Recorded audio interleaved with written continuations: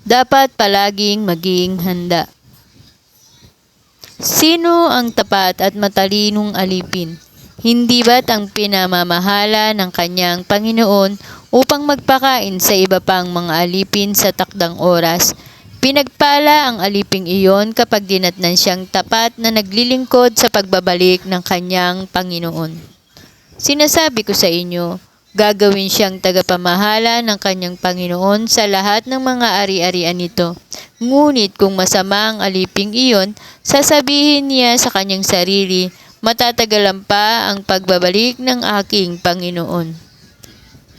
Kaya't sisimulan niyang bubugbugin ang kanyang kapwa alipin at makikipagkainan at makikipag-inuman sa mga lasenggo. Babalik ang Panginoon ng aliping iyon sa araw na hindi niya inaasahan at sa oras na hindi niya alam. Bibigyan siya ng kanyang Panginoon ng matinding parusa at pagkatapos ay isasama sa mga mapagkunwari. Dooy tatangis siya at manggagalit ang mga ngipin.